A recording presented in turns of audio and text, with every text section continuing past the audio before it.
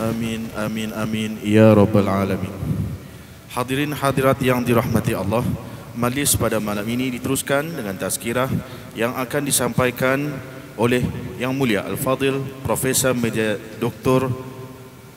Ustaz Haji Gamal Abdul Nasir bin Haji Zakaria. Dengan penuh hormat mempersilakan. Bismillahirrahmanirrahim. Assalamualaikum warahmatullahi wabarakatuh. Alhamdulillahi rabbil alamin. Wassalatu wassalamu ala ashrafil anbiya'i wal mursalin Sayyidina Muhammadin wa ala alihi wa sahbihi ajma'in. Qala Rasulullah sallallahu alaihi wasallam, ittaqillaha haitsuma kunta wa atbi'is sayyi'atal hasanata tamhuha wa khaliqin nasa bi khuluqin hasanin. Jemaah yang dirahmati Allah Subhanahu wa taala, hadis yang saya bacakan tadi itu adalah berasal dari sahabat baginda Rasulullah sallallahu alaihi wasallam Abu Dzar Al-Ghifari, dan hadis ini diriwayatkan oleh Imam At-Tirmizi. Jemaah yang dirahmati Allah Subhanahu wa taala, apa yang dapat kita ambil iktibar dan pelajaran daripada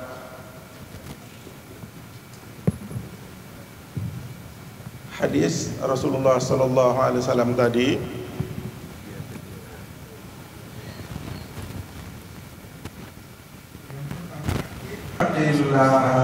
Haitsuma kunta, bertakwalah kamu. Di sini disebutkan satu orang, mufradnya ittaqillaha, bukan ittaqullah, tetapi ittaqillaha haitsuma kunta. Maknanya setiap kami, setiap pribadi kita ini hendaklah dia bertakwa kepada Allah Subhanahu wa taala. Haitsuma kunta, di mana saja kita ini berada.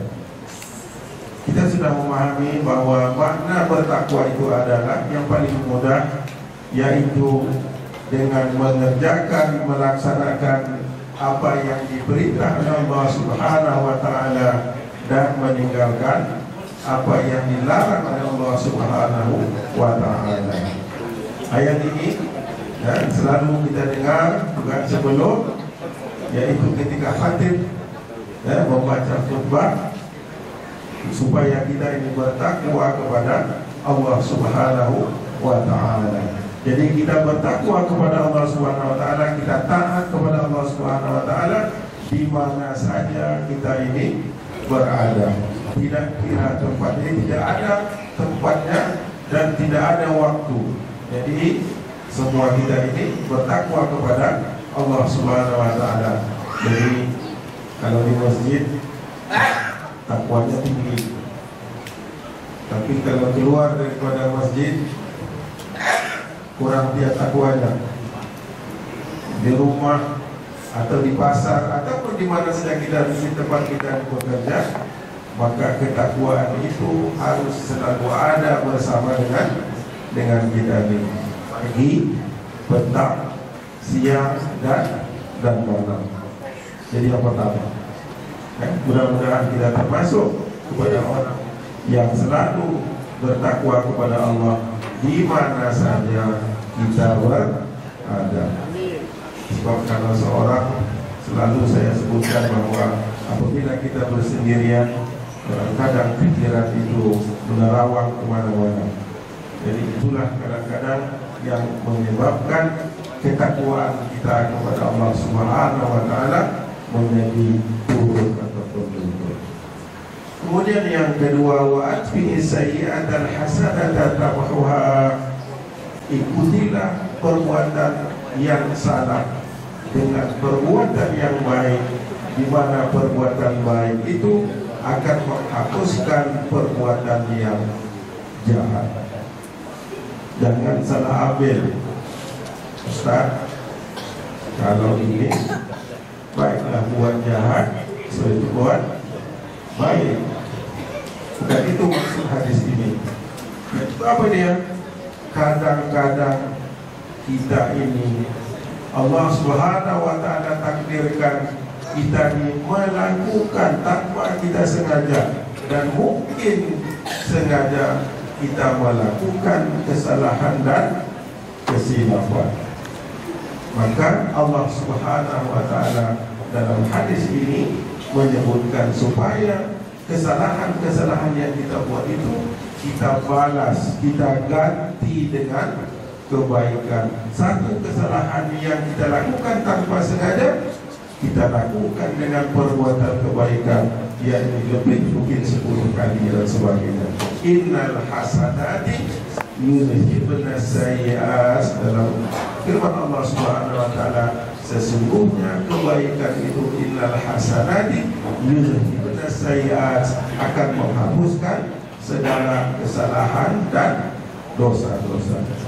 Jangan salah ambil lah. Jadi saya katakan jangan ambil, Ustaz, kita buat jahat, buat salah, setelah itu buat baik. Bukan itu maksudnya. Yaitu kadang-kadang Allah takdirkan seseorang untuk kita ini atau kita ini melakukan kesilapan dan kesalahan, maka Allah perintahkan kepada kita supaya kesalahan itu ditutup dengan al-hasanat, dengan kebaikan dan kebaikan. Kemudian yang ketiga, wa khaliqin nasa bi khuluqin hasanin, bergaullah dengan orang, yakni bi khuluqin hasanin, percakapannya baik, perbuatannya baik, tingkah lakunya baik kepada orang lain. Nah, jadi kita bergaul dengan orang bukan berdasarkan dia ini orang beradab, dia ini orang berpangkat, dia ini orang sianu dan sebagainya. Jadi baginda Rasulullah SAW menyebutkan dalam hadis ini, khaliqin nasa bi khuluqin hasanin. Dalam pepatah Melayu ada sebuah orang berbudi, kita berbahasa. Jadi kalau orang baik, insyaAllah dia akan menerima kebaikan itu balik. Orang memberi, kita merasa. Kalau kita baik dengan jiran, baik dengan tetangga, kalau mangganya, buah pahunya berbuah, maka kita pun sebagai jiran akan merasakan. Itu contoh yang paling mudah. Ya, jadi durian ke mangga ke apa saja, itu contoh yang paling. Ataupun kalau kita mendapat musibah dan cobaan daripada Allah Subhanahu wa taala, maka ada orang yang membantu kita. Jadi hadir jemaah yang dirahmati Allah Subhanahu wa taala, mudah-mudahan ini akan memberikan sedikit manfaat kepada kita dalam menghadapi menjalani kehidupan kita ini. Wallahu a'lam bishawab. Assalamualaikum warahmatullahi wabarakatuh.